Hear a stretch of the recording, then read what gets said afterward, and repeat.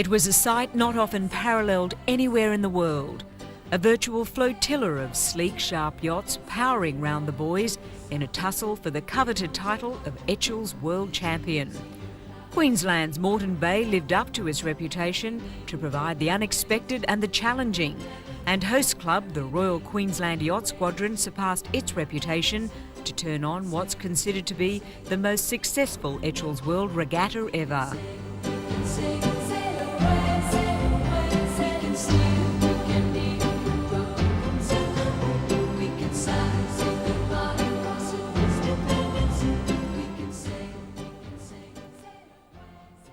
A 20-knot nor'easter greeted the huge fleet of 78 yachts for today's first heat, and after a clean start, Michael Manford of Western Australia was first away. As they approached the first mark, Sydney's Cameron Miles in Big Time 2 was just ahead of Ian Murray's North Sydney station. Bertrand tacked superbly to nose into third spot ahead of Bichel, with Connor sixth.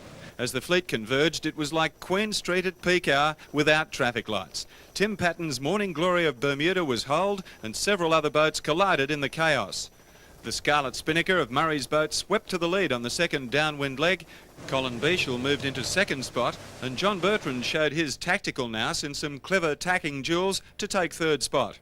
Spectator craft had trouble keeping up, even powerboats like Bloodhound. And as they came to the finish, it was Australia 1, 2, 3. Murray, Bichel, Bertrand. With the south-southeasterlies gusting up to 20 knots, it was a frenetic start, and obviously the bulk of the fleet timed their run to the line badly. Officials have ruled that 69 boats from the 78-strong field broke the line before the gun. Every one of them has been disqualified, including the sport's superstars Connor, Murray, Bertrand, Bichel and Smith. Unaware of their mass indiscretion, the sailors continued and Condy revelled. He's seen Waterloo Bay like this 100 times, and he picked his way through the familiar short, sharp swell deftly. Getting the benefit of clear air, Condy held them all at bay, flying down breeze and working superbly upwind. But his first ever World Championship heat win was to no avail. The top 20 boats home were disqualified, giving Englishman Eddie Warwick victory, with Brisbane's famous Bishop family coming in third. But there are at least half a dozen protests pending. The series is now wide open, and discussion tonight at Manly will be heated. It was a day for those with strong boats and strong stomachs. A 20-knot sou'easter and a choppy 2-metre swell made conditions unpleasant for competitors and spectators, but the Americans were out in force to support their 9 boats. Dennis Connor made a tactical error in this morning's third heat, tacking away from the fleet on the first leg and fell well behind. But after some spinnaker problems, he recovered to take third in the afternoon heat. Fellow American Kurs Clausen collided with Hong Kong's Mark Thornborough, and after completing the mandatory 360-degree penalty turn, Clausen was out of contention. The British contingent didn't fare well either, Eddie Warwick being squeezed out on the first mark and losing valuable time, and Mike Law having trouble setting his kite in the first heat to slip behind. Sydney boat Golden Parachute, skipped by 18-foot champion Ian Brown, dominated the first heat, but a protest was lodged against the crew not wearing life jackets. The boat, with Colin Bichel at the helm, was second in Heat 3 from Colin Binet's hot property. But Bichel won a thrilling tacking duel with John Bertrand this afternoon to win Heat 4 by 12 seconds. In a testing 20-knot sou'easter, Bertrand came into his own today. His boat, Two Saints and a Magpie, was third until the final mark, when Michael Manford's Croc 2 jibed too soon and lost the lead. Tim Patton's Bermuda 4, which was holed in the first heat, was up with the leaders until the leeward mark, when he suffered a similar fate.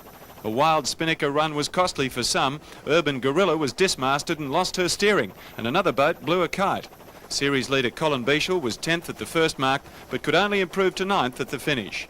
Queensland's Simon Gorman in gale force finished strongly to take second, with Ian Brown's Golden Parachute snatching third. So tomorrow's final heat is a 3-boat race. The 3 Bs, Bertrand, Brown and Bichel, all with a chance, but the smart money's on America's Cup hero, John Bertrand.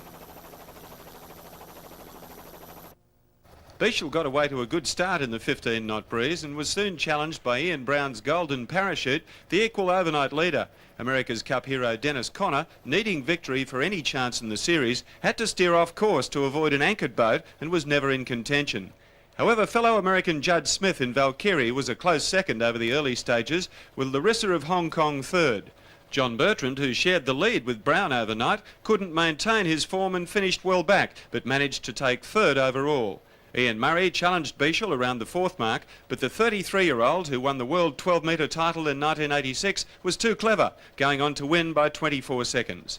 With top 10 finishes in 5 of the 6 races, Colin was too consistent and ranks his first Etchells title as the highlight of a glittering career. I think I'd probably put that as a highlight for sure. As you say, it was a very good field. There's a lot of past world champions, a lot of America's Cup skippers, a lot of very good Etchell class sailors who've been sailing the boats for a long time, who are very good sailors in their own rights. And Ian Brown, he's an Olympic medalist, and so we're very happy with that result.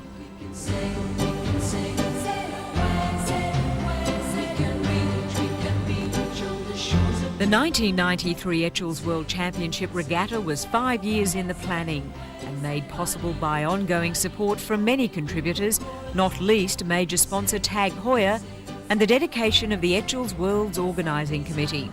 Etchells sailors around the world are now gearing up for their next biggest challenge, the 94 World Series in America.